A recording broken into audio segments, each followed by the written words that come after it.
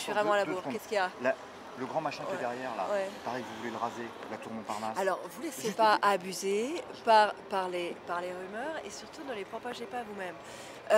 Il y a un gros problème à la fois sanitaire et urbanistique sur la tour. Et c'est vrai que c'est un peu désolant de voir la municipalité sortante et singulièrement l'adjointe à l'urbanisme en fait s'en laver les mains. Aujourd'hui, c'est un quartier qui ne vit pas bien. Le 14e, le quartier de l'ouest et de l'est communiquent mal entre eux. Le centre commercial, c'est une catastrophe. La dalle, c'est très triste, ça ne marche pas du tout. Et donc moi, ce que je souhaite, c'est que la mairie soit mobilisée sur la question pour réorganiser le quartier. Est-ce que dans ce cadre-là, on peut déconstruire la tour? C'est une question qui mérite d'être posée. Moi, je n'ai pas d'a priori sur le sujet. Ce que je vois, c'est qu'il y a de plus en plus des copropriétaires qui n'étaient pas pour et qui aujourd'hui disent, vous savez, ça fait depuis 8 ans 250 millions d'euros qu'on nous a fait investir sur le désamiantage et ça ne marche toujours pas. Donc maintenant, on est prêt à considérer toutes les options.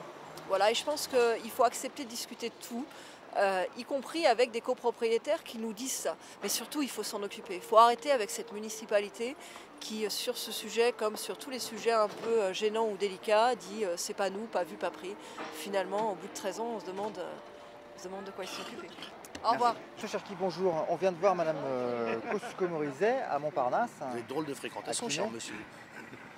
Vous savez, moi je vais voir tout le monde. Je plaisante, mais oui. Alors, il paraît, il y a une petite rumeur qui circule au sujet de la tour Montparnasse et de Madame Kosciusko-Morizet.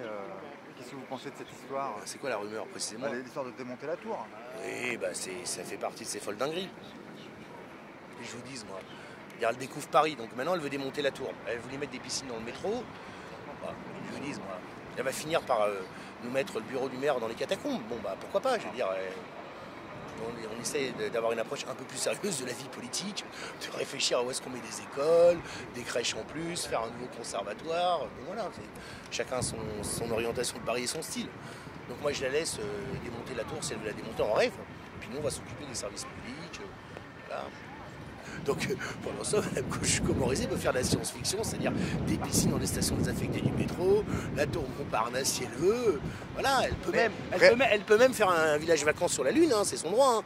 Je veux dire, ça me semble être plus important, plus urgent de gérer les besoins de mobilité des Parisiens, réinvestir dans les trains de banlieue du quotidien, que de savoir si on va mettre des piscines dans les stations désaffectées du métro. Voilà. Pas que des piscines, il y avait un resto. Et voilà, un resto. Enfin, on n'est pas Montréal. Je veux dire qu'à Montréal, ils fassent ça et qu'ils soient capables d'avoir une grande partie de la ville qui vit sous terre quand il fait moins 30 ou moins 40 degrés, je le comprends. Mais là, il faut sélectionner les urgences. Voilà.